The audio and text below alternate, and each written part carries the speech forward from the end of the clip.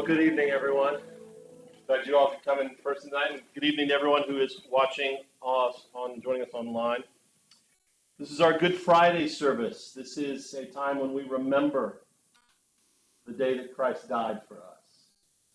The Gospels record all four of the Gospels record an account of this. Before I begin, just for everyone in person, when the service ends, please exit quietly. If you want to talk and socialize, that's fine, but please do so outside.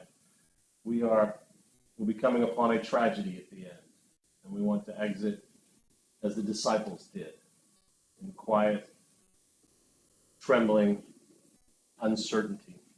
And the stream will do the same as well. Good Friday is interesting because I thought about doing a sermon. Actually, this dates back to last year at the last church I was at. And it's like, should I come up with a lesson or a sermon for this? And honestly, it seems better for me to let the evangelist actually speak, to let the ones who wrote the Gospels do the preaching and teaching for us. So tonight, we're just going to be allowing them to speak with us and allowing them to talk to us. So it won't be any of us. There won't be any of our spins on it or our interpretations on it. We're just going to let them speak. So we're in Matthew's Gospel. So Matthew will be telling us the story tonight. On the first day of unleavened bread, the disciples came to Jesus saying, and before I begin, if you are watching us and joining us online, if you want to run and grab some communion elements, that'd be great, because we are taking communion tonight. On the first day of unleavened bread, the disciples came to Jesus saying, where do you want us to make the preparations for you to eat the Passover? And he said, go into the city to a certain man and say to him, the teacher says, my time is near. I will keep the Passover at your house with my disciples. So the disciples did as Jesus had directed them, and they prepared the Passover meal. When it was evening, he took his place with the 12. And while they were eating, he said, truly, I tell you, one of you will betray me. And they became greatly distressed and began to say to him one after another, surely not I, Lord. He answered, the one who has dipped his hand into the bowl with me will betray me. Son of Man goes as it is written of him, but woe to that one by whom the Son of Man is betrayed. It would have been better for that one not to have been born. Judas, who betrayed him, said, surely not I, Rabbi. He replied, you have said so. While they were eating, Jesus took a loaf of bread, and after blessing it, he broke it.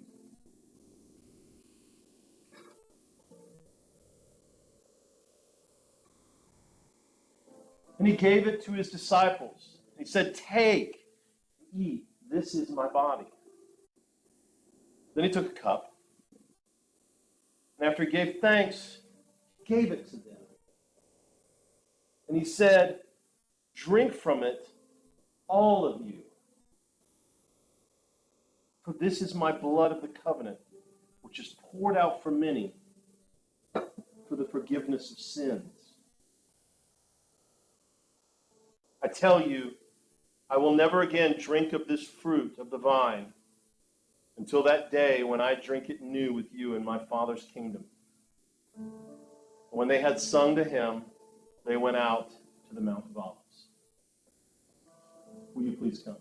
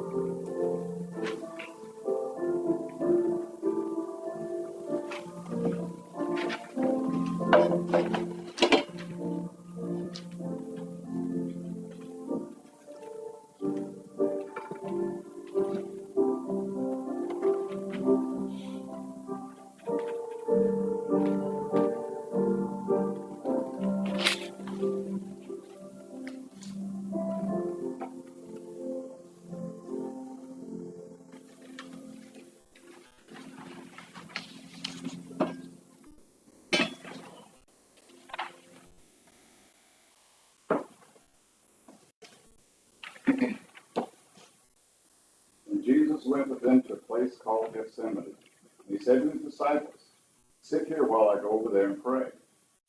He took with him Peter and the two sons of Zebedee, and began to be grieved and agitated. Then he said to them, "I am deeply grieved, even to death. Remain here and stay awake with me."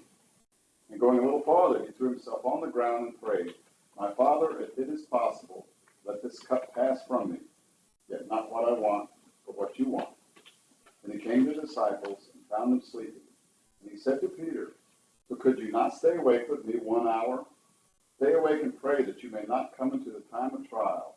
The spirit indeed is willing, but the flesh is weak." Again he went away for the second time and prayed, "My Father, if this cannot pass until I drink it, your will be done." Again he came and found them sleeping, for their eyes were heavy.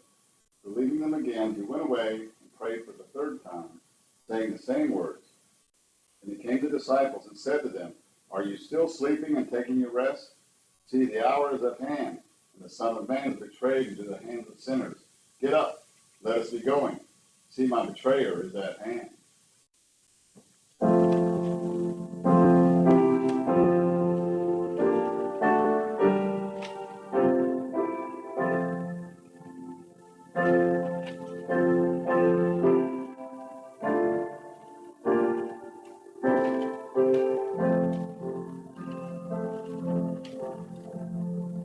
When I survey the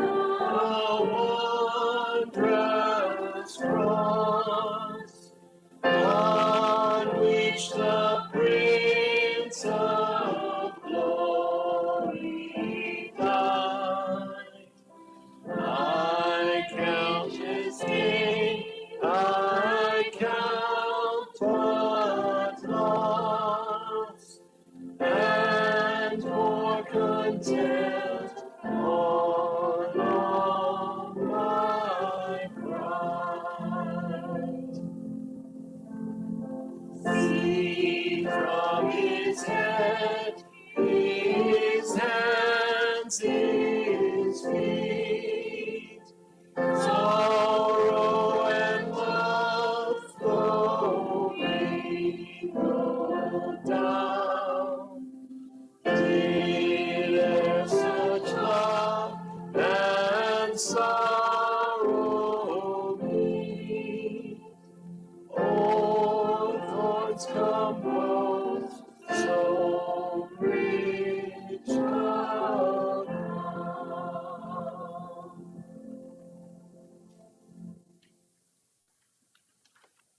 While he was still speaking, Judas, one of the 12, arrived. With him was a large crowd with swords and clubs from the chief priests and the elders of the people. Now the betrayer had given them a sign, saying, "The one I will kiss is the man. Arrest him." At once he came up to Jesus and said, "Greetings, Rabbi," and kissed him. Jesus said to him, "Friend, do what you are here to do." Then they came and laid hands on Jesus and arrested him. Those who had arrested Jesus took him to Caiaphas, the high priest, in whose house the scribes and the elders had gathered. But Peter was following him at a distance, as far as the courtyard of a high priest. And going inside, he sat with the guards in order to see how this would end. Now the chief priests and the whole council were looking for false testimony against Jesus, so that they might put him to death. But they found none, though many false witnesses came forward. At last, 2 came forward and said, "This fellow said, 'I am able to destroy the temple of God and to build it in 3 days.'" The high priest stood up and said, "Have you no answer? What is it that they testify against you?" But Jesus was silent. Then the high priest said to him, "I put you under oath before the living God. Tell us if you are the Messiah, the Son of God." Jesus said to him, "You have said so. But I tell you, from now on you will see the Son of Man seated at the right hand of power and coming on the clouds of heaven." Then the high priest tore his clothes and said, "He has blasphemed. Why do we still need witnesses? You have now heard his blasphemy. What is your verdict?" They answered, "He deserves death." Then they spat in his face and struck him. And some slapped him, saying, "Prophesy to us, you Messiah. Who is it that struck you?"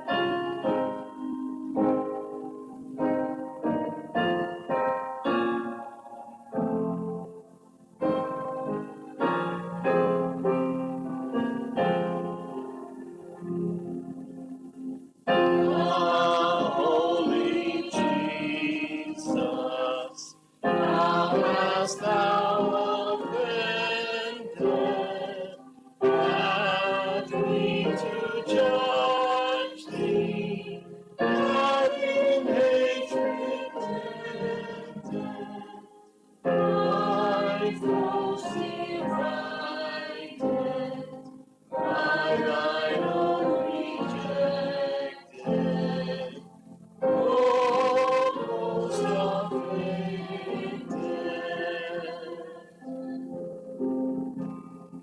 Who was the guilty?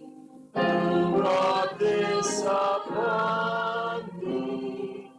All that's my treason. Jesus hath undone thee. 'Twas I, Lord Jesus, I was denied thee. I crucified thee. For me, kind Jesus, was thy incarnation, thy mortal sorrow, and thy life's oblation, thy death of anguish, and thy bitter passion for my salvation.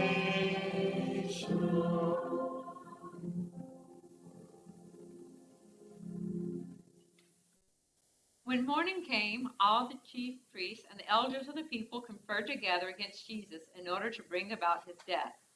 They bound him, led him away, and handed him over to Pilate the governor. Now Jesus stood before the governor, and the governor asked him, "Are you the king of the Jews?" Jesus said, "You say so."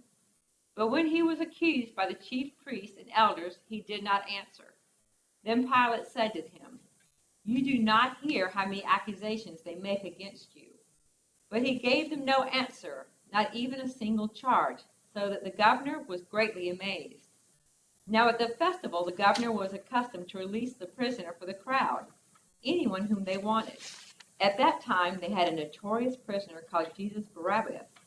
So after they gathered, Pilate said to them, "Whom do you want me to release to you, Jesus Barabbas, or Jesus who is called the Messiah?"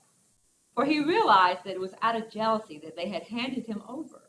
While he was sitting on the judgment seat, his wife sent word to him, "Have nothing to do with that innocent man, for today I have suffered a great deal because of a dream about him." Now the chief priests and the elders persuaded the crowds to ask for Barabbas and to have Jesus killed. The governor again said to them, "Which of the two do you want me to release for you?" And they said, "Barabbas." Pilate said to them, "Then what should I do with Jesus, who is called the Messiah?" All of them said, "Let him be crucified." Then he asked, "Why? What evil has he done?" But they shouted all the more, "Let him be crucified." So when Pilate saw that he could do nothing rather than what a riot was beginning, he took some water and washed his hands before the crowd, saying, "I am innocent of this man's blood. See to it yourselves." Then the people as a whole answered, His blood be on us and on our children. So he released Barabbas for them, and after flogging Jesus, he handed him over to be crucified.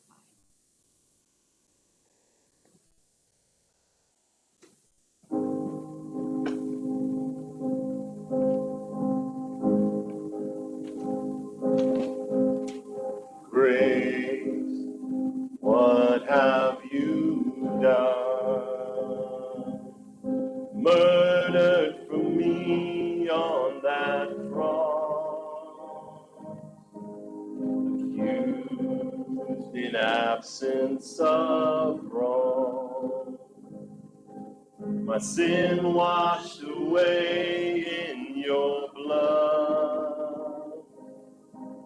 Too much to make sense of it all. I know that your love breaks my fall. The scandal of grace, you died in my place, so my soul will live. Oh, to be like you, give all I have just to know you. Jesus, there's no one beside you. Forever the hope in my heart.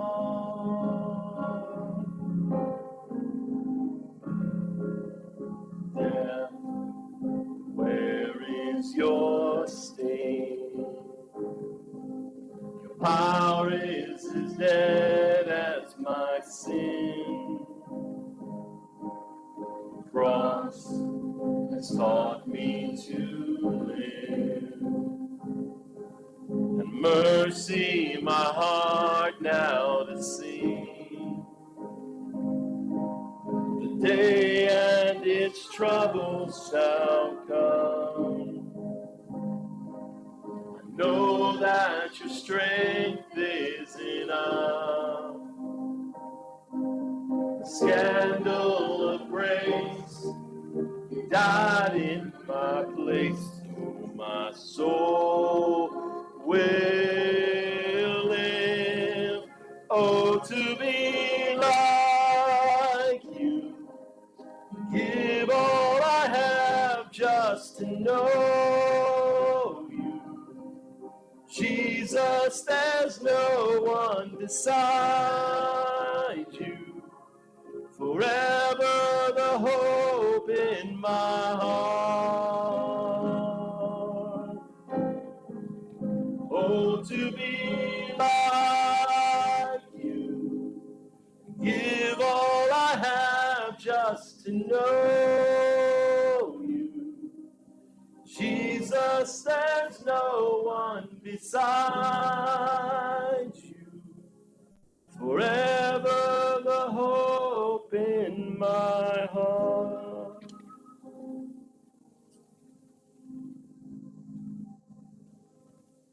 Then the soldiers of the governor took Jesus into the governor's headquarters, and they gathered the whole cohort around him. They stripped him and put a scarlet robe on him, and after twisting some thorns into a crown, they put it on his head. They put a reed in his right hand and knelt before him and mocked him, saying, "Hail, King of the Jews!" They spat on him and took the reed and struck him on the head. After mocking him, they stripped him of the robe and put his own clothes on him. They led him away to crucify him. As they went out, they came upon a man from Cyrene named Simon. They compelled this man to carry his cross. And when they came to a place called Golgotha, which means place of a skull, they offered him wine to drink mixed with gall. But when he tasted it, he would not drink it. And when they had crucified him, they divided his clothes amongst themselves by casting lots. Then they sat down there and kept watch over him. Over his head they put the charge against him, which read, "This is Jesus, the King of Jews." Then the two bandits were crucified with him, one on his right and one on his left. The two passed by derided him, shaking their heads and saying, you would destroy the temple and build it in 3 days. Save yourself. If you are the Son of God, come down from the cross."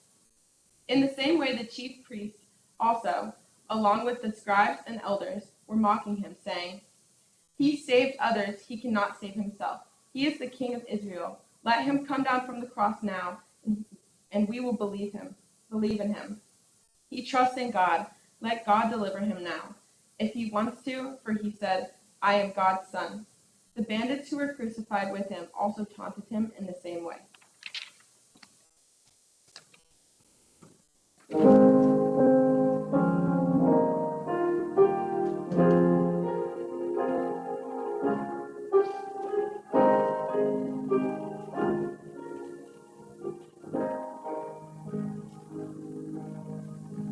Oh, how he loves you and me.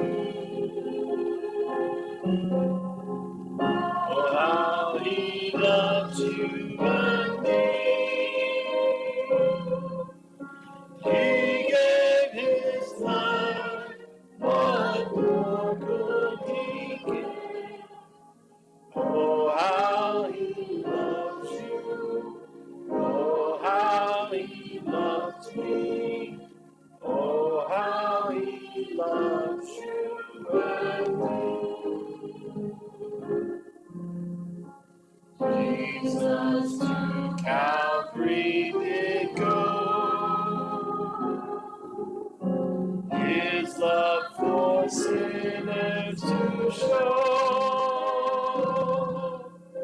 What he did there brought hope from despair.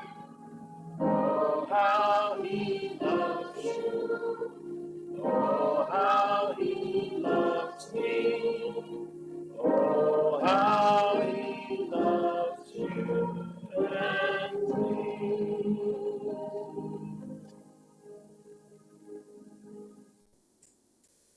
From noon on, darkness came over the whole land until 3 p.m. At about 3 o'clock, Jesus cried with a loud voice, "Eli, Eli, lema sabachthani?" That is, my God, why have you forsaken me?" When some of the bystanders heard it, they said, "This man is calling for Elijah." At once, one of them ran and got a sponge, filled it with sour wine, and put it on a stick, and gave it to him to drink. But the others said, "Wait, let us see whether Elijah will come to save him." Then Jesus cried with a loud voice and breathed his last. At that moment, the curtain of the temple was torn in two from the top to bottom. The earth shook, and the rocks were split, and the tombs also were opened, and many bodies of the saints who had fallen asleep were raised. After his resurrection, they came out of the tombs and entered the holy city and appeared to many. Now, when the centurion and those with him who were keeping watch over Jesus, when they saw the earthquake and what took place, they were terrified. Truly, this man was God's Son. Many women were also there, looking on from a distance. They had followed Jesus from Galilee and had provided for him. Among them were Mary Magdalene, and Mary, the mother of James and Joseph, and the mother of the sons of Zebedee. When it was evening, there came a rich man from Arimathea named Joseph, who was also a disciple of Jesus. He went to Pilate and asked for the body of Jesus. Then Pilate ordered it to be given to him. So Joseph took the body and wrapped it in a clean linen cloth and laid it in his own new tomb, which he had hewn in the rock. He then rolled a great stone to the door of the tomb and went away. Mary Magdalene and the other Mary were there, sitting opposite of the tomb. There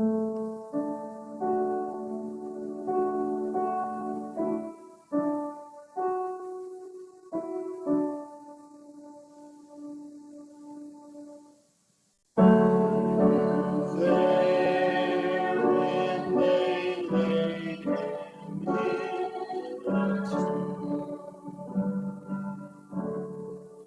Were you there when they laid him in the tomb?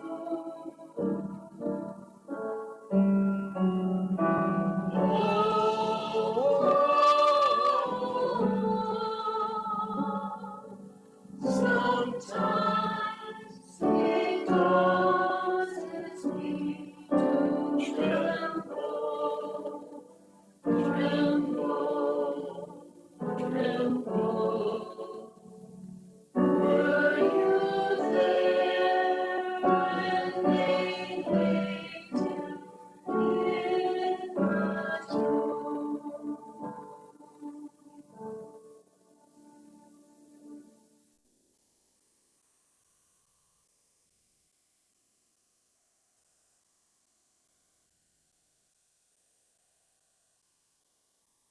Friends, this concludes our Good Friday service. Please go in peace.